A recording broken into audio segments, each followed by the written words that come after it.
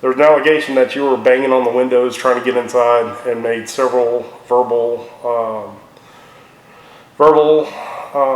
statements that you're going to get them. You're going to get them. Yeah, I wanted to get him. I wanted to, yeah. And then that's when they actually give a verbal command to calm down, calm down, calm down, calm down, calm down, calm down. Please entertain, calm, sit down.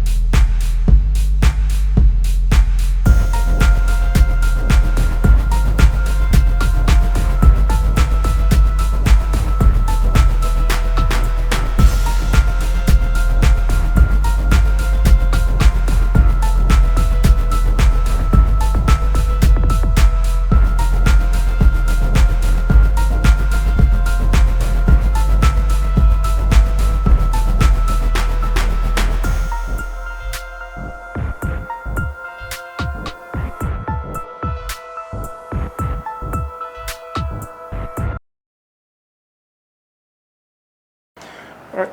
Today is Tuesday, September 22nd, 2020. My name is Investigator Kevin Gullion. I'm here at Muskogee YDC here in Midland, Georgia, Administrative Room 522. Here with me today, can you please state your name? Betty Brown Williams.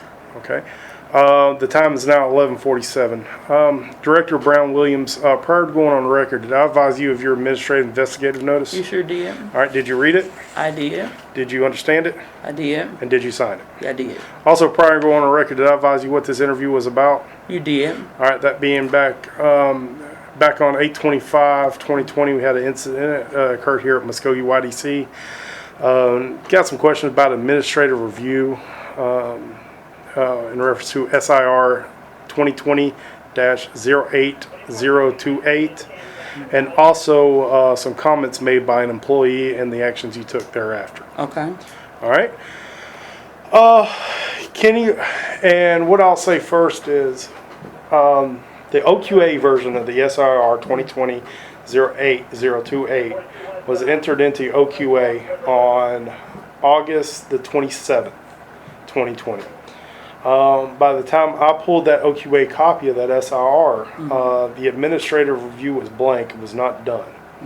The question I've got is, did you review that SIR prior to going into OQA? And if you did you sign the administrative review? I mean, I did review everything. At the time of my review, I cannot be certain that everything was there, like all the document pieces were there. But as I told you earlier, it's confusing to me as how it happened, because I know what day I actually did it and the day that I submitted it, but how it got in there on the 31st versus the day that I did it is what's in question. Okay, yes, ma'am. Your administrative review was signed that I seen on the SIR on August the 28th, which was a day after it was entered into OQA. Like I said, Investigator Gullion, I did it the same way I always do SIRs, you know, to my knowledge. I don't know if the secretary was out at that time and it got in later than it normally is, but typically we got a backup secretary that takes care of that. So I'm kind of ruling that part out as being actually what happened. I do know at this time and that time, we were dealing with two serious cases at the facility. You know, as I told Investigator Ballargen when I interviewed with him. And I will get some cases mixed up, you know, in my head sometimes when they're serious cases. Because both were being investigated. One kid ended up being injured. And then this kid, you know, staff ended up assaulting this kid. But to my knowledge, I did the SIR the way I do all the other SIRs. Okay. Do you have any idea of why you signed and dated the administrative review a day after it went into OQA? I don't know if the officer, because I will be honest, sometimes when we need a number so that you all can start looking at the case, we'll go ahead and start inserting the SIR. Every piece doesn't go in at the same time, which is probably not supposed to happen. Okay. But if it's something I know is being investigated and you guys are going to need, that's probably the route we took. All right. So would you agree with me that on that end that whenever the dates are kind of correct, then that you probably didn't sign the administrative review until the 28th, and even though the original copy went in on the 27th? That's probably what ended up happening. Okay. Or either I had the date off in my mind. Okay. One of the two. Well, we know by the 31st it still was not in OQA. And would you agree with me that's a violation of policy by not having that administrative review done? I agree. That's a violation of policy. Okay. Another question I've got, back on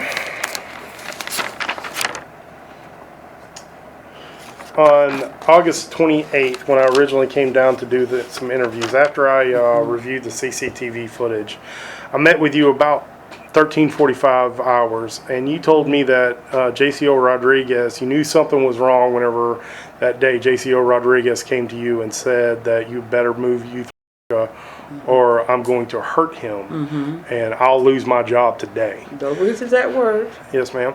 What actions did you take after that to ensure? See, the day that this incident happened, it was not Mr. Rodrigues' work day. He came in for overtime to help another kid. So I went to his lieutenant after he told me what he said, and I said, since he's here assisting, this is not his key, that he needs to go outside and calm down, give him a break, and he needs to go ahead and leave for the day. That was what I stated. Okay. Did you report this to anybody, or did you document where you said this to anybody? I may not have documented it anywhere, but I knew that in my mind right then, the thing is to make sure this kid is safe and that he can't get hurt by this officer. And I knew that he was not going to have access to the kid. I knew that he was already on workers' comp where he couldn't be around the kids anyway. So I just went back and made sure I put out an email to all the shift supervisors that he's not to be anywhere around, any kids, pending investigation. Okay. Do you have a copy of that email? That's it to the spot. Okay. Yeah, I'll get it. Okay. Okay. And then, and he was on workman's comp It simultaneously. after this incident? Okay. Because of the Kind of like came together. Okay. So, okay. All right. Do you have anything you'd like to add, ma'am?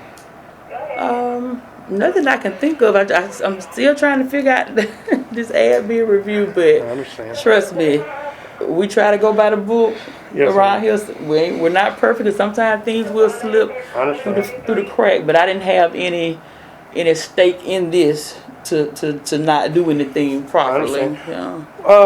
One last question I did forget to ask you is why didn't you put?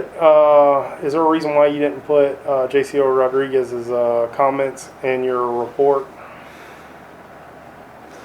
I did when I was talking to you about it. It was an impromptu that came into my head because I didn't know what had happened at all because I was coming out of the restroom. Okay. And he just started this conversation. I was like, well, the kid spit on me. There's no way I can be around him because I hadn't even looked at CCTV or anything Yes, at the time. Yes, So that's when I guess I probably need to keep a little notebook in my hand and jot down the important details of what need to be put in the admin review because I wasn't thinking about that particular piece. Okay. At Whatever the you're time. doing, you're admitting. But 9 times out of 10, when I called Crawford, by the time I called Crawford, I probably told Crawford everything. Mm-hmm. Okay. All right. Well, you don't have anything else you'd like to add? No, sir. That's all I've got. I'll be terminating the interview. The time is now 11:56. Let me go try to find it. All right. Today is Wednesday, September 16th, 2020. My name is Investigator Kevin Golian. I'm here at Muskogee YDC here in Columbus, Georgia. Administrative room 523. The time is now 15:34. Here with me today, can you please state your name for the record? Jillian Banks. All right. Ms. Banks, prior to going on the record, did I give you your administrative investigative notice? Yes, sir. All right. Did you read it? Yes, sir. Did you understand it? Yes, sir. And did you sign it? Yes, sir. All right. Also, prior to going on the record, did I advise you what this interview was about? Yes, sir. All right. That being back on August 25th, 2020, you observed a use of force incident between JCO Rodrigues, Youth Lieutenant Bennett, and Lieutenant White. Also, whether or not you made a statement after the incident you witnessed. Okay. Can you tell me what happened that day?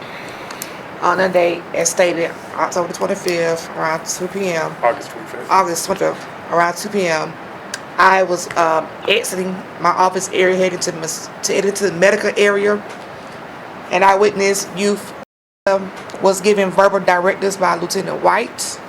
Youth confused to comply. At that time, Ms. Banks, gave the youth verbal command, asking the youth, "Hey, what's going on? How can I assist you?" The youth ignored my commands and walked around me. I continued to proceed, moving forward, still trying to make verbal contact with the youth. The youth just walk around the rec area. By that time, Officer Rodrigues came up the walk from another cottage, was trying to also approach the youth, giving the youth verbal directives, him along with Lieutenant White, trying to see if the youth would comply. The youth came agitated. The youth attempted to grab Officer Rodrigues' leg. However, at that time, I heard Lieutenant White start giving verbal instructions of trying to gain compliance of the youth. At that time, I pulled back, would listen to the commands of the officer that was given by Lieutenant White. At that time, during the force of them trying to apply handcuffs, Lieutenant Bennett was also on the scene as well, came out there. Youth spit at Officer Rodrigues. And instantly, I seen Rodriguez took his right hand across face. At that time, of course, the officer was given directives to disengage, fall back. Who gave him that? Lieutenant White and Bennett. Right. I'm sorry, Lieutenant White and Bennett gave him to disengage. Step back to the officer. Yes, ma'am.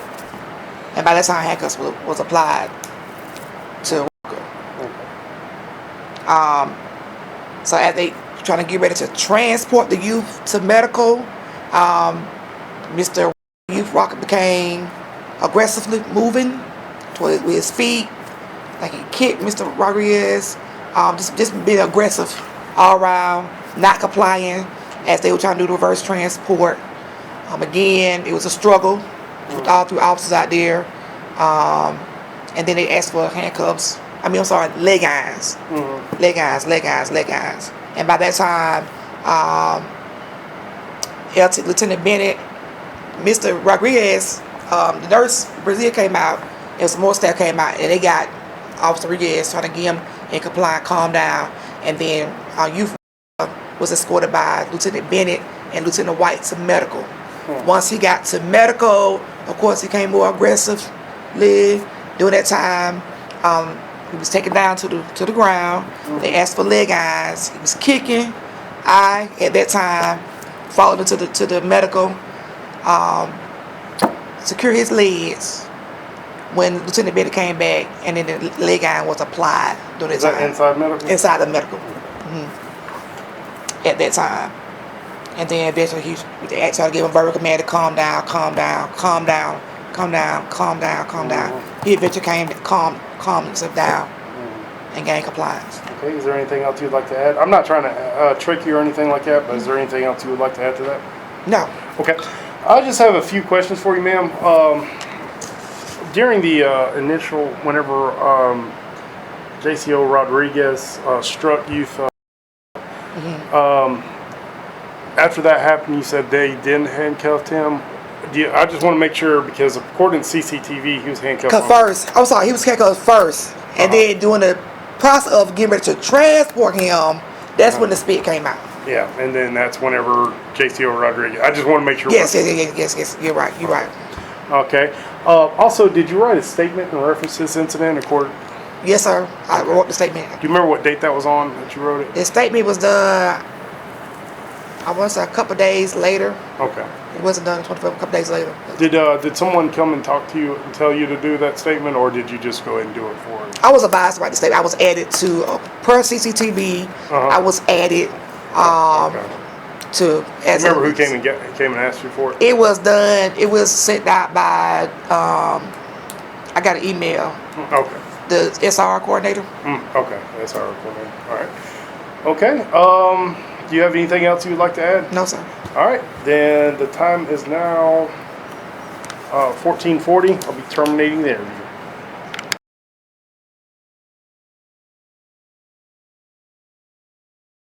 Today is Tuesday, September 1st, 2020. Time is now currently 11:35 a.m. My name is Investigator Kevin Gullion. I'm here at Muskogee YDC here in Midland, Georgia. Administrative Room 519. Here with me today, can you please state your name for the record? Officer Peter Rodriguez. All right. Officer Rodriguez, prior to going on record, did you read your administrative investigative notice? Yes, sir. Did you read it? Yes, sir. Did you understand it? Yes, sir. And did you sign it? Yes, sir. All right. Also, prior to going on record, I advise you what this interview is about. Yes, sir. All right. That being back on August 25th, 2020, you had an incident with a youth. Can you tell me what happened that day? All right. It was my off day. Came in, gave some assistance. Just come back from a lunch break, and youth rocker, I guess, got in a fight in the gym with another youth. Youth rocker came out the gymnasium, had his chair thrown around campus. I proceeded to walk to Cottage 2 and put my belongings down when I witnessed Lieutenant White trying to engage and talk to Rocker and swinging his arm away from him, pushing him away off him. So when we were back outside, I was told taken down by Lieutenant White. As I was doing so, he engaged me and tried to take my legs out first. So I grabbed you and escorted him to the ground. I can't remember exactly. I think it was Bennett or White that came over and assisted and putting them restraints on him. Once you got your rock restraint, you stood him up. You proceeded to use his donkey kick motion with his right leg, kicked me in my right knee. Kicked my leg back. I reacted. Can't remember what I grabbed him around exactly, collar area or whatnot. We disengaged, and then you let his body weight drop. Body weight drop. We picked you up. I had him by his waistband, hoisted him up to keep him up. You then turned around and spit in my face, and I reacted with a shot to the face as well. So he had spit in my left side of my face. He got in my eye, well, something got in my eye, and we was separated. He was then escorted medical, and I went to the bathroom to clean myself. Okay. Do you have anything you'd like to add to that? No, sir. Okay. I do have a few questions. After reviewing CCTV footage, whenever I guess I did observe him kick you, and I seen you pull your arm back and your hand back in an open hand and stop, readjust him, and then I seen you strike him in the face with your open hand. I know you said you grabbed your chest, so did you strike him in the face or did you grab him in his chest? Well, out part of the collar area, so, around here. Yeah, and well, it looked like you did it in the slide, and you struck him right on the side. Look, the CCTV on the side of the face. That was actually me. He spit on me when he kicked me. I remember going like this to him, hosted his positioning his body up. Okay, and then now whenever he spit on you, I seen you strike him twice in the back of once in the back of the head, and I think the other time in the back. Well, when he spit at me, I grabbed him by his head, held his head. The second time I did strike him. Yeah. All right. What was your and the only question I've got with this is you know, I completely understand reactions and everything like that. Why not just put them back on the ground? We did so twice. That's what he got. Keep more combative, and that's I grabbed him by his waistband the second time to raise him up. That's when he turned around and spit in my face. And I never had nobody spit in my face outside this job or inside this job. Right. I completely follow you on that. But the first time whenever you struck him, I understand you said you're aiming for the upper chest area, but you got him right beside the face. On that. All right. You did. So, what were you planning to accomplish for that? Just reaction when he needed me, because multiple times we took him down previously where he's been headbutting us. They did the same knee motions and we all disengaged. And he has a history of doing it. And this time, I understand that. Have you ever been trained to do that? No, sir. Okay. Would you agree with me by doing that you violated policy? Technically, yeah, but just being basically hit back, or basically being assaulted, just reaction. But would you agree though, whenever he's handcuffed behind the back, it's not the time to do that? No. I'm sorry. No, it's not the time to do it, but it's not the time to become combative and assault staff. Completely agree with you. Completely agree with you on that. But that's also why we do other things other than strike someone when they're handcuffed. That's all I'm saying. And looking back on it, would you agree with me that? Yeah, I would agree. I probably done something different, but during the midst of it, no, it was just a reaction. And going back earlier, what I talked to you about what happened in front of the medical clinic. There's an allegation that you were banging on the windows trying to get inside and made several verbal statements that you're going to get them. You're going to get them. Yeah, I wanted to get him. I wanted to, yeah. All right, what were you wanting to I get basically told him he messed up. That's why I was screaming out, he messed up. Were you meaning that you wanted to talk to him, or were you wanting to physically assault him at the time? I was probably in the midst of it, still angry, yeah. That you're I was probably in the midst, still angry, upset. Okay. Yeah, I told him, though, he messed up, basically. Yeah, and then I've got another allegation where you've said to the director that if she doesn't remove him from this facility, you're going to hurt him. Well, I told him to keep him next door for the next 2 days because I was, like I said, I've never experienced that in my life. And I was still upset. And to be honest, I don't know if I can control myself, but I see I was still that upset. The following day, I even came in late to work to collect myself before I came to work. Okay.